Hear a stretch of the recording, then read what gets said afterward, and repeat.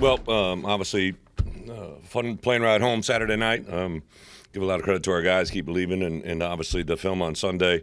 A lot of correctable moments, a lot of things that we did in that game that we don't normally do. We were winning that game. I was made the point to our players as well as some other people that I think we were the 8th least penalized team in the country. They were number 7. We had, I believe, 11, and they had 8. So two teams played uncharacteristically high penalties. Did enough things in that game to obviously to cause it to be close, and then even the ball bounces the wrong way, a loss. So had those moments kind of in the Minnesota game, to be honest, and thought we had corrected some of that stuff, but really made a big point of that yesterday. I thought our team was very coachable yesterday, so took full advantage of that, recognized several of our players MVPs, and then today also to have Pat Bryant get named literally at 1 o'clock right here as the co-MVP of the league offensively is pretty awesome for him. Luke also got recognized nationally as a quarterback on a couple different awards, so really excited for those guys going forward. It's that time of the year when those awards will start rolling through the nominations. Just to have our guys up for those type of situations is pretty awesome. Several years in a row now we've had players up for national awards. Excited for that. Injury-wise, Zachary Franklin was cleared for the game. Unfortunately, got basically a soft tissue that happened during the course of the game. It wasn't before, so I do think he'll be ready to go. I don't know if we'll have him for practice tomorrow, but he should be good Wednesday, Thursday. Joe Barna, we didn't take on a trip. He was really close. We thought he would actually do better rehab and staying at home, and he actually is going to do some running this afternoon. Do expect him to be in practice tomorrow in some capacity. Kanana Odalaga, we took on a trip last week. Thought we might get him to be there for the game. Wasn't quite there. Didn't want to push our luck on that one. Same thing with Malik Elsie. Brought him along. Thought he would be have a chance to possibly play, but wasn't able to do it. 2 injuries during the course of the game. Seth Coleman, literally in conversations with the medical people about where he's at. Don't know if it's going to be realistic for Saturday. And then obviously because he's a senior where he is, don't know where that's going to play out for the rest of the time. But extremely excited in Seth and what he did. I thought he's done an unbelievable job leadership-wise. Obviously on the football field, just couldn't be happier for him and what he accomplished in this year. We'll see where that's going to lay a little bit more later this week. And then Fabrizio Penton, Breezy has done a really good job in relief for us for a couple different years.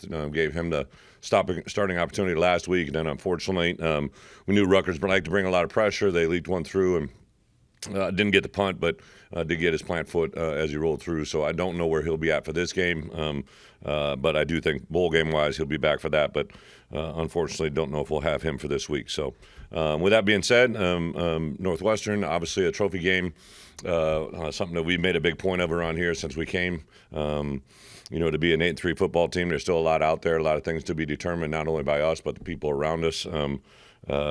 Super excited to play in Wrigley. I've grew up a Cubs fan, as you guys know, sang there a couple times, and to be able to play there against a team that got a lot of respect for Coach Braun, and obviously all that he did last year, Big Ten Coach of the Year, and everything that he's embodied since he got there speaks well and volumes for them. A lot of really good players, a lot of crossover. A lot of our players went to high school together or competed against one another. We got a lot of Chicago area players on our team, a lot of family, and then a lot of fans, right? So I'm excited to see where we're at from a crowd standpoint. Obviously, watch the Ohio State game, the only other game to be played there this year under those situations. Last year, the Iowa game, but they kind of changed the dynamics of the sidelines and everything. So a little bit different this year for the visiting teams, but another great opportunity for us to play and see where we go from there. With that, open up for questions. You mentioned the CFP, kind of where you are. Uh-huh. How much of that are you looking into your kind of, I know that's not in your hands, Yeah. but how you feel about that? Well, I would say going to the Minnesota game, obviously we were at a certain point and unfortunately weren't able to win that game, but I did know at that point there'd be narrative about potentially 3 lost teams being in the CFP. I thought we would have a chance to earn our way back into the rankings. I know Bret's brought it to my attention, several other people. I got dialogue from other coaches, right? I watch that stuff. You look good, for me personally, I've watched, and a lot was written about it the week we played Kansas, but Lance Leipold and I have been a very close friends for a long time, played these 2 back-to-back games. So had some conversations after our game, and I'd just kind of been silently cheering for those guys, and they've gotten on a little bit of a streak here. And obviously, I forget who they beat. They beat somebody who was ranked on Saturday. Colorado, right? So that's 2 in a row, and I think if they win this week, they become bowl eligible. Beat Rutgers, who's a bowl eligible team. Michigan State's 1 game away. Minnesota's a bowl eligible team. So I know some people have given me dialogue, but really what we got to do is take care of Saturday. But the dialogue is out there, and for that I respect. We unfortunately had 3 losses on the year, but it's happened before. So I did tell our guys when that happened, that's something that was still in the bag of tricks. I've never asked you this, but are you a fan of the 12-team thing? I do. I just think just look what's happening right now. There's just so much banter. I know that for me personally. So long picture, big picture, as coaches, we're asked to vote on the coaches poll every year. And one of the things that I took an inventory of when I was out of the game, I'd voted on the coaches poll every time they asked me to do it. And I did it, but I would always be skewed in the way I looked at the poll, right? I would be skewed in because I always thought my team was better than it probably was. Even going back to when we were top 10 at Wisconsin, when there was a year when we got ranked in the CFP for the first time at Arkansas, and I probably had our team 8 to 10 spots above everybody else, right? And I think it's just natural that when you're invested personally, it's kind of like parents, right? When I'm dealing with kids and they're going through situations and maybe a parent feels they should be playing more than they are or whatever it is, I always say, listen, I get it. You're supposed to be biased, right? I got 2 girls that dance, right? And to me, they're the best ones on the stage every time I go watch them, right? I think as parents, no matter what our walk of life, we always view our children in a way that's probably higher than others, right? Like I know I'm hard on my kids, I get it, but I always see them probably in an elevated light more than I see others, right? And in the same way, I realized that when I was a college football coach, I always voted my team, but also the teams that I had played against in a different light. And I think it's hard for people to objectively vote when they don't have personal involvement, right? And that's why I think the CFP, hats off. I know we got, obviously Ward Manuel is in a huge position, being a Big Ten guy, but also I know Mike Riley is on the voting committee. Several guys, Coach Pinkel at Missouri, I've known him for a long time. Those guys are on that CFP.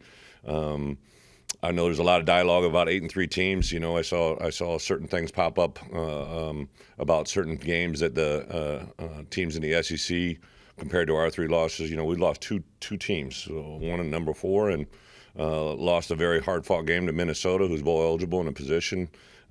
So I think it's hard for people to step back and collectively look at this new world of college football objectively. It's really hard for people to see that. And for that's somebody else's problem right now. I just got to worry about Northwestern. What stands out about Northwestern to you as three things. Their identity, offensive and defensive? Yeah, I think 3 things. Coaches, installed a certain mentality there of physicality on offense, defense, special teams, and it really, I think shows up throughout the course of the year. I know they, have had different results throughout, but that's there offensively. They definitely can run the football. Quarterback is a very accurate, very, very mobile guy that does things defensively. They carry over a lot of what Coach brought when he got there as a defense coordinator. I think that's really neat. So those 3 things, I think, combined kind of make up who they are in 2024. Bret, with you being 9-4 the last 2 years in 1-score games, with what you can control in your building, why do you think you're so successful in that? Well, in my opinion, not successful enough. I'd rather have all of them, right? I've been in, especially when I was away from the game, when I was away from college football in the NFL, I really went into a deep dive of why games are lost and won, and that's probably been one of the more driving forces of my day-to-day routine as a head coach. Really, I know we're trying to win the game, but I say this all the time: more games are lost than won. And there's sometimes some very easy things to point to, but also there's some things that are very easy to point why you can have success. I think the attitude, approach, and demeanor of our quarterback and our offense in the end of game scenarios is off the charts and way confident. I remember they were driving on Saturday, and I usually stay on the headset of whatever unit's on the field, offense, defense, special teams. And I clicked over to Barry, and because basically at the end of game there, we had 2 timeouts, and they were coming out of the 2 minute out of a break that the clock was going to start because of an injury. And I basically said, hey, if they're at the line of scrimmage and they look like they're going to milk the clock for 40 seconds, I'm going to burn a timeout. But they got up there and they were anxious. I could tell they were going to snap the ball, so I chose not to snap. They obviously scored with over a minute left, and I was very glad that I didn't burn that timeout because that saved me 2, which we needed in the fullest extent, on that game-winning drive. So situational football, like I'm sure if you ask my wife, like I watch a lot of, she always like, we're not watching football, right? Like, so the reason I like to watch games I'm not involved in is because then I get to learn with it, right? So I don't care Division 1, 2, 3, NFL, Canadian League, Arena League. Like, I love to watch things that I've never seen before because then I get to play that moment like I've never played it, and you get to see how things play out, and that's probably one of my driving forces.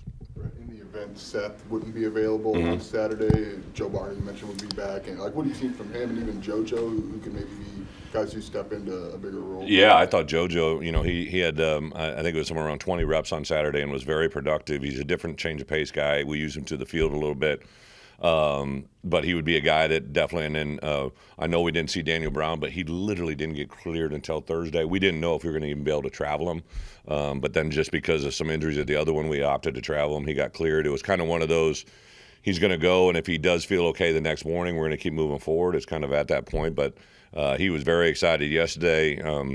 We'll practice tomorrow. But I think the combination platter of Daniel Brown, Joe Barna, and then Demetrius John has had a hamstring. I think those three guys, if I could kind of pool them together to create one healthy body in 3 different phases of the kicking game, or 3 different phases of the game, we'll have that. And then, obviously Alec and Gabe will be our 2 featured guys, and those other guys will just fill into roles. I'm curious how your defense, whatever Seth's status is, and Dylan, those are 2 captains on Yeah. that side of the ball. So who is maybe found a voice over the course of this season who wasn't a captain, but now it's really in the Hands down, spotlight? T. Edwards, and I won't. One of the things I try to do as a coach is not protect our players, but don't put them in tough moments, right? I'll never forget when I was talking with Fitz about how T-Raw had reached out to him, right? Like T-Raw had a tremendous amount of respect for Pat and what he had done, and I always think about him when I go into this game. I don't really bring it up. I don't bring him around. I had him speak 2 weeks ago because we'll have seniors talk in this week, and I didn't want to put T-Raw in that spot, but he just had an incredible game on Saturday. This is probably 3 straight weeks of him playing his best football. So I think T-Raw's voice on defense has definitely been enhanced during the course of this year, but especially without D. Rose. I just had D. Rose in my office about an hour ago, and we were talking about the arrival. James Kreutz really did some things during the course of that game were pretty impressive. I cannot imagine being Owen Kreutz watching 2 of his boys play at an incredibly high level performing-wise. Like I obviously, was involved with the Watt brothers. I got to coach JJ and Derek, and then I got to watch TJ was involved in recruitment. I know when I see some of these ads now with John and Connie Watt, like his parents, how proudful they have to be of the way their kids have, not just in football, just succeeded in life. And to see Josh and James Kreutz play at a high level on a good football team as parents, I can't imagine his mom and dad. And so I think James, you heard him a little bit Saturday, and then the other one that hands down stood out big time was Matt Bailey. I think especially Miles, he's coming back from he was suspended in the first half, also dealing with a little soft tissue, right? Like his voice hasn't been as strong, but I think him and then Xavier's a quiet guy, but a good guy. Hell, now I'm going to tell you now. Like, listen, I get it. Like, we're playing our 12th regular season game, and I'm going through and I'm trying to have guys talk, seniors. I don't have a lot of seniors. Like, I literally am blown away. Like, some people have told me we've got the 2nd or 3rd fewest amount of seniors in all of Power 4 football. Like, we got a lot of really good players. I realized it before the year started, but we had brought in an influx of so many guys I was trying to get. But our roster is so sophomore and junior dominant. It's incredible the amount of players that we have coming back that will be able to, hopefully take this thing and go forward.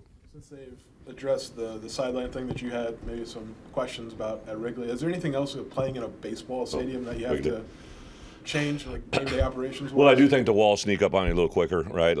Just the dynamics. It's a baseball stadium, so we looked at that extensively. Normally, we don't go to a visiting stadium unless it's something a little bit out of the unusual or someplace we've never been, right? So we'll actually start our prep pretty early Friday morning here, and then we're going to go to Wrigley just because not only the field itself, the dynamics around it,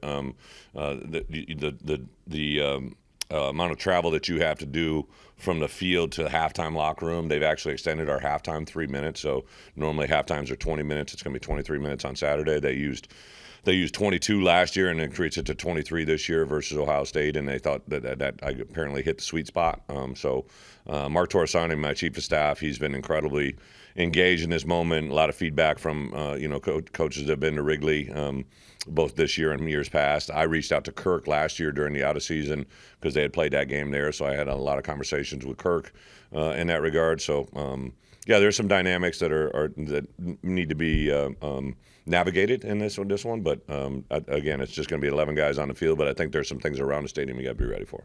And on their final drive on Saturday, they had like a 4th and 10, and their quarterback ran out. What would you see on that drive that allowed them to move, and what kind of happened to allow him to pick up that first down? Well, 4th and 10 could have been stopped on a 3rd and 10 interception, but that didn't happen. So we went to 4th and 10, and we ran a game to our right, and unfortunately that opened up some space to our left side, and that quarterback I thought was a very what I'd say he takes advantage of rushes, right? Like he was a very intelligent. I really liked that quarterback. Obviously, played him last year at Minnesota. He's a guy that just very, very intelligent, good football awareness. So that was there. In addition to that, I thought they did a really good job of just capitalize on moments. The quarterback took off again on a 2-man, and then on another call that allowed him to make ground with his feet. We had everybody covered up and thought some good things, but really good learning lessons for us, to put that in. And then obviously the running back snuck out on the last play there that in reality probably helped us because he scored very quickly, and then obviously that played into the end. Allmeier's orchestrated multiple game-winning drives. Now, what intangibles does he bring where he can thrive in those situations? Yeah, really good question. I would say two things jump out to me. His accuracy is very, like, even he would probably tell you he was a little bit off on Saturday. There was a post route, right? But there was a lot of wind. Like Luke won't look for excuses, but that wind was, believe me, I was a little chilly. I got home, took the longest hot ass shower just because it was a chilly day there, and all that goes into it. And I thought the wind really affected the ball at times. But Luke's just premium on how accurate he is. And then, he takes a lot of, he holds that ball to the last second and then gets hit. Like he's taking a lot of shots on those last drives, so we got to do a better job of protecting him.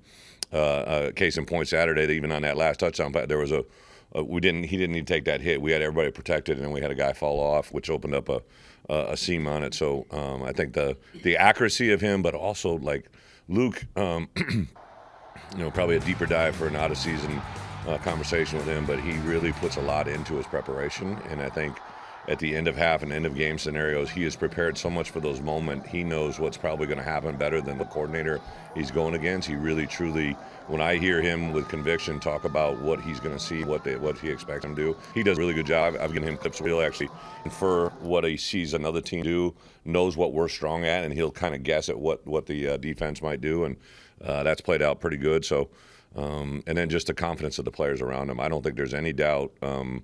Pat Bryant took the field not only on that 4th and 13, but also just the presence and understanding of where he needed to go. Like obviously we were in a church situation, but I think he kind of did a stutter step to get that guy to go high to get to the boundary, and then he got around that edge, and he's like, oh shoot, I can get in here, right? And then great awareness to Colin Dixon. Really, all three of those guys were open, to be quite honest. If he'd thrown it to Colin, it would have been a straight shot in the end zone. So there was a couple plays there, or that route itself was very well conceptually designed by Barry.